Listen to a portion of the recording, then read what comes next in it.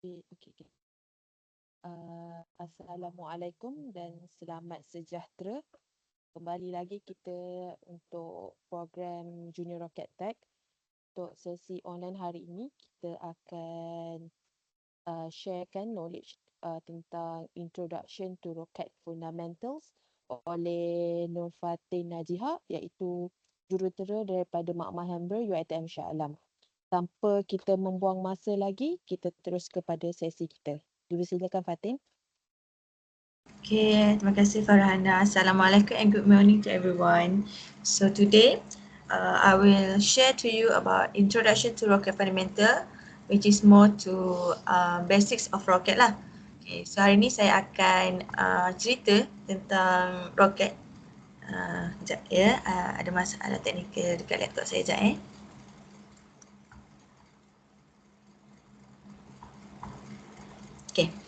Okay, so for siapa kat sini pernah tengok macam mana rocket launch? Pernah tak macam pergi dekat YouTube ke, TikTok ke, Instagram ke, tengok macam mana rocket tu launch? Okay. Hari ni kita akan tengok macam mana rocket launch. Okay.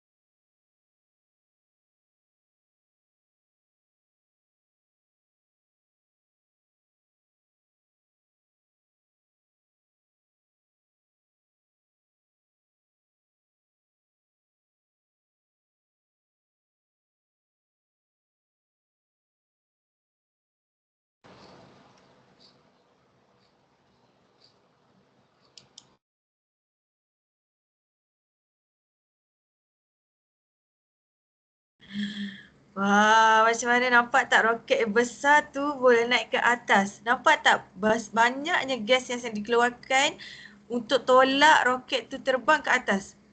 Menarik kan? Macam mana benda tu boleh jadi? Okay, so hari ni saya akan ceritakan basic-basic macam mana roket tu boleh terbang ke atas. Okay. Pernah nampak tak model-model roket ni? Pernah kenal tak roket-roket ni? Okay. So hari ni pernah? Okay. Hari ni saya akan cakap nama diorang dan daripada mana roket ni dibuat. Okay. Kalau tengok kat sini, roket mana yang paling tinggi? Roket mana yang paling tinggi? Ni. Ya. Okay. Roket pertama dikenali sebagai Saturn V. Roket first tadi tu berasal daripada USA dengan ketinggian 110.6 meter dan dilancarkan pada 9 November 1967. Okay. Roket kedua pula diberi nama Soyuz. Roket Soyuz ni dibuat di Rusia dengan ketinggian 45.6 meter. Roket Soyuz ni dilancarkan pada 28 November 1966. Siapa kat sini dah lahir 1966? Tak lahir lagi kan? Tahun 1966 ni dah ada roket dah. Terbang ke atas. Okay. Roket nombor 3 pula, nama dia Long March 5 daripada China dengan ketinggian 56.97 meter dan dilancarkan pada tahun 3 November 2016.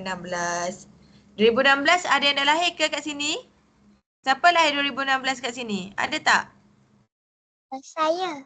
Wah, waktu awak lahir tu China dah launch roket ni. Wah. Okay. Last sekali, nama Falcon Heavy daripada USA dengan ketinggian 70 meter dan pertama kali dilancarkan pada 6 Februari 2018. Okey. Ini adalah contoh-contoh roket yang dihasilkan daripada luar negara lah. Yang famous, ni contoh-contoh dia, okey. Okay, so next kita akan belajar sejarah macam mana roket ni diperkenalkan. Okay. Sekejap ya. Okay. Okay.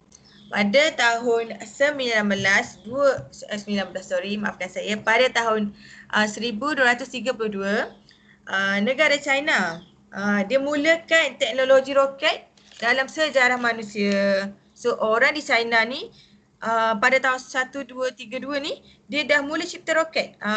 Dipanggil Arrow of Flying Fire.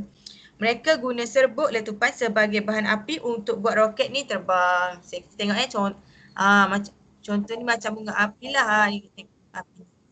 Wah, cantiknya.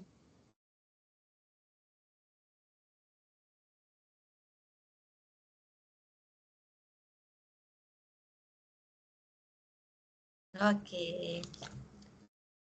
So, next. Okay.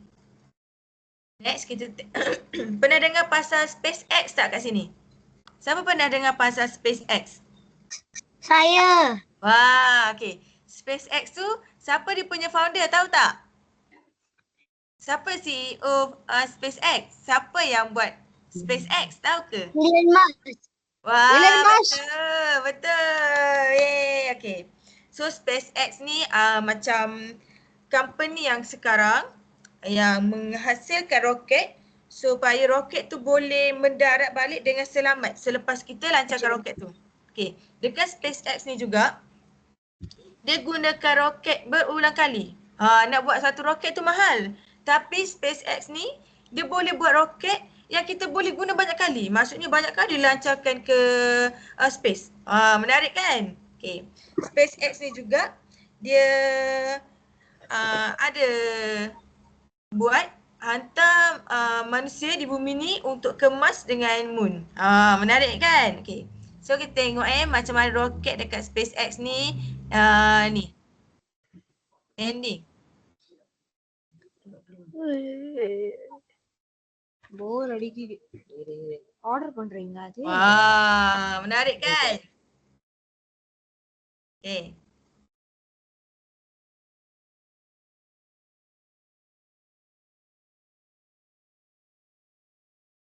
Ya, begitu. Okay. So next, kita akan belajar apa itu roket. What is roket? Apa beza airplane dengan roket? Okay. Next, kita akan belajar application dia. Okay. First, roket. Apa itu roket? Okay. Rocket is a man-made vehicle that use a rocket motor to travel to space. So, kiranya roket ni adalah hasil buatan manusia dengan bantuan teknologi untuk buat roket tu. So, manusia cantum-cantumkan bahagian roket dan jadi satu roket untuk kita travel ke space.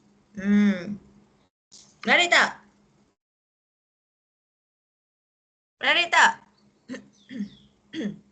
So, macam mana roket ni boleh terbang? Roket ni boleh terbang bila motor roket dia dibakar dan dia akan produce gas. So, bila dia produce gas, enjin tu akan tolak gas keluar dan menolak roket tu ke atas. Faham? Okay. Ini kita akan belajar law of inertia. Newton law of motion. Okay, first kita akan belajar law of inertia. Second, kita akan belajar law of forces and acceleration. Third, kita akan belajar law of action and reaction. Okay. Untuk first ni, law of inertia ni, dia macam ni. A stationary object remain at rest until forces is applied on it. Maksudnya, objek pegun tu, objek tu dia tak bergerak kan? Kalau kita nak gerakkan dia, kita kena ada forces, betul tak? Macam kalau kita nak angkat buku. Kita nak angkat buku, kita guna tangan kita, betul tak? Tu forces kita apply untuk angkat buku tu. So macam roket, kita kena ada forces untuk tolak roket tu ke atas. Barulah roket tu boleh launch ke atas. Okay. Next, law of force and acceleration. The greater the mass, the greater the forces needed to move it. Maksudnya, lagi berat roket tu, lagi banyak forces ataupun tenaga kita gunakan untuk tolak roket tu. Kalau roket tu kecil, kita boleh tolak macam tu je kan? Tapi kalau roket tu besar, kita tak boleh tolak, betul tak? Kita kena ada forces yang lagi besar untuk tolak roket tu ke atas. Macam tu. Okay. Lepas tu third law ni, for every forces applied on an object, there is an equal and opposite reaction on it. Maksudnya, dia terbang sebab ada action-reaction forces between engine tu yang menolak gas tu turun dan roket tu ke atas. Macam bila kita tengok video tadi kan, gas tu keluar daripada bawah, betul tak? Gas tu keluar daripada bawah tapi roket tu terbang ke atas. Itu masuk law of action and reaction. Okay. Ni. For every action, there's an equal and opposite reaction to it. Nampak tak? Okay. The rocket push hot gas out of the rocket engine. Tu. Engine tu keluar ke bawah. And dia akan tolak roket tu ke atas. Okay. Next, kita belajar pasal stability. Kenapa pentingnya roket tu untuk stable? Okay, stability is important because without it, the rocket would go out of control and unable to reach the target. Kita nak pergi ke bulan ni. Kalau roket tu tak stable, sampai ke tak roket tu ke bumi, ke bulan? So, kalau kita nak stable, nak pastikan roket kita tu sampai ke bulan, kita kena stablekan roket kita lah. Macam mana kita nak stablekan roket tu? Okay, jom kita belajar. Okay. Tak stable.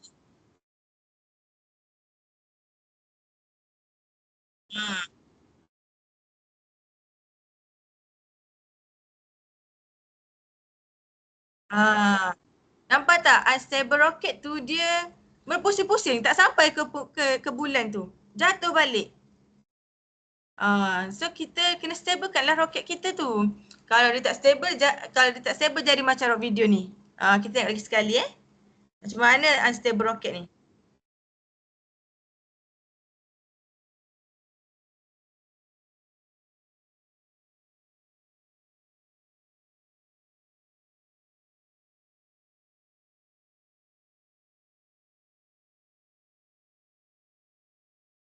Okay, kalau kita tengok video tadi, engine tu produce je gas. Dia hasilkan je gas untuk tolak roket tu ke atas. Tapi bila dia tolak tu, kenapa roket tu tak stable, berpusing-pusing macam tu? Okay, jom kita belajar. Macam mana kita nak increase stability dekat roket kita. Okay, ada beberapa faktor lah. Fin, body dengan nose cone. Okay. Kiranya dalam setiap roket tu kita kena pastikan lah kita ada fin, ada nose cone and body kita tu longer. Maksudnya panjang. Okay. Kenapa kita kena ada fin? Sebab fin tu tolong roket tu untuk keep pointing in the direction it was launched. Okay. And kenapa kita kena pastikan roket kita tu longer body?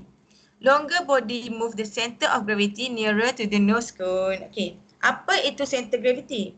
Center of gravity itu adalah balance point of the rocket. So maksudnya longer body tu akan gerakkan weight, akan pastikan body roket kita tu balance. Berat roket kita tu balance. Okay. Faham? Okay, rocket aerodynamic. Kita akan belajar tentang lift, drag, weight dengan thrust. Okay, lift tu kuasa angkat lah. Okay, contohnya, okay, lift ni, contoh kita nak tolong burung terbang kan. Kita kena letak burung tu atas tangan, lepas tu kita angkat burung tu. Kira angkat tinggi dulu baru burung tu boleh terbang, betul tak? Okay, so that is, lift is used to stabilize and control the direction of the rocket. Macam kiranya lift ni kuasa angkat yang tolong stabilkan dan kawal arah roket supaya roket tu tak tersasar. Okay, lift ni akan pastikan roket tu sentiasa tegak dan terbang ke arah yang betul. Okay. Next, thrust. Thrust is the force needed to overcome the weight and push the rocket up. Okay, thrust ni adalah daya tolakan lah, daya tujuan. Dia akan tolak roket tu ke atas. Okay. Next, drag. Drag is the friction that causes the resistance to the motion of the rocket. Okay, drag ni geseran. Okay. Bila roket tu bergerak, dia kena lawan arah daya geseran. Arah geseran. Contoh macam kita berlari. Okay. Kalau kita lari ke depan, kita akan rasa angin tu tolak kita ke belakang. Betul tak? Angin tu daripada depan tu dia akan rasa macam, oh dia macam angin tu tertolak muka kita macam tu. So macam itulah roket tu.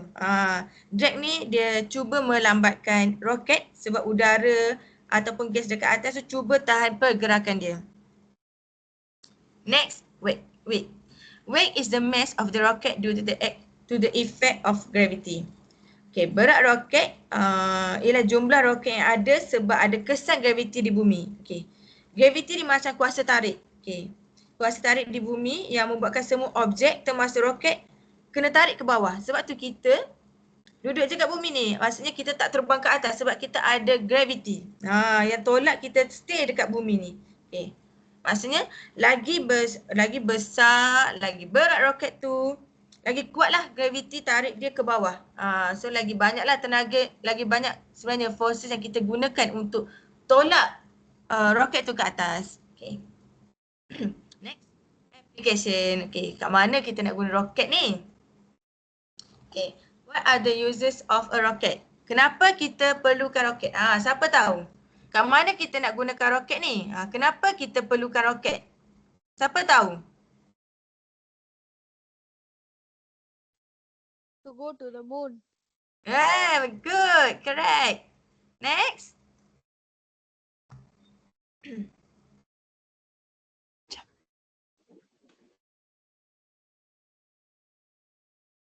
Okay.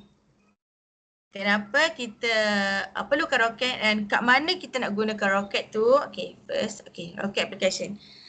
Satellite launch vehicle. Okay, digunakan untuk menghantar satelit to space. So rocket is used to send satellite into space. So kita nak hantar satelit ke space tu kita guna roket lah. Letak satelit atas roket tu. Nanti kita launch roket tu ke space. Roket tu pun hantarlah satelit tu ke space. Gitu. Next, untuk hobi roket. Korang masa-masa yang macam tak tahu nak buat apa, boleh jadikan buat roket tu as hobi. Boleh gunakan untuk belajar. Nanti waktu buat roket tu belajar. Oh, macam fin ni ada banyak bentuk. Nose kena ada banyak bentuk. Fin tak boleh pendek, fin tak boleh panjang. Korang akan belajar. Jadikan benda tu as hobi dan korang boleh buat tu as inilah maksudnya macam korang boleh belajar tentang sistem aerodinamik lagi detail. Okay. Next, for space exploration, rocket are used in space vehicles such as satellite and spacecraft. Untuk kita nak tengok macam mana rupa dekat space ni, ada berapa planet sekarang ni. Macam mana nak tengok bintang-bintang. So kita gunakan roket ni untuk tengok. Macam tu. Okay, next untuk defense. Siapa sini nak jadi askar? Ada tak yang nak jadi askar? Pernah tak tengok cerita, apa yang cerita latest ni yang pasal askar? Yang, siapa tengok cerita Air Force? Okay. Okay. Dia guna, cerita Pascal. Okay. So rocket ni are used for defense purpose such as anti-aircraft rocket and missiles. Maksudnya dia buat peluru. Nampak tak dekat gambar tu? Peluru ke tu? Nampak macam bentuk roket kan? Okay, so daripada roket tu dia boleh hasilkan banyak lagi benda. Okay. Next, okay. So, ada siapa-siapa nak tanya lagi tak? Kita dah nak habis ni.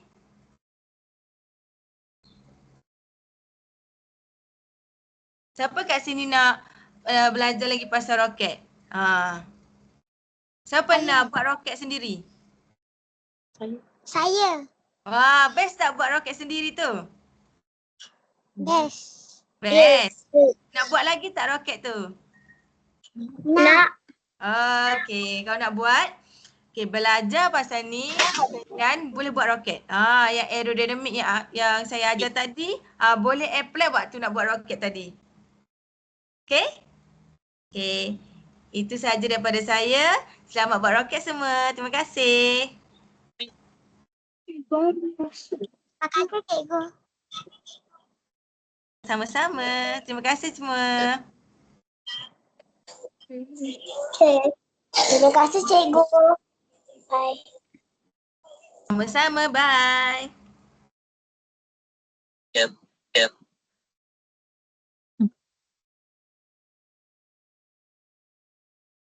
Semua sorry, ada attendance dengan feedback, boleh tolong isi tak? Maaf. Jangan tinggal lagi sekejap Dah share ke link dia? Okay. Nanti tolong isi Google Form tu tak untuk dapatkan sijil? Okey. Okay, terima kasih. Sama-sama. Okay.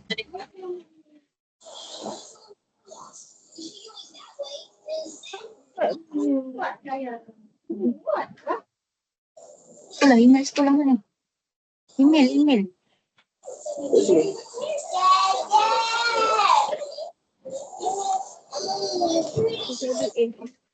Tak, email awak.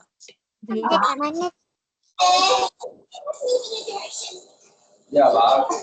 Tolak 13771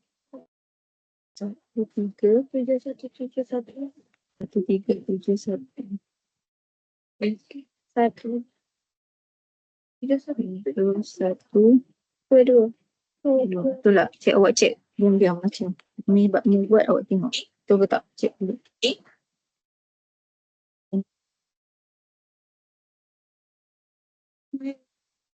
Cikgu dekat mana? Tolak. Dash.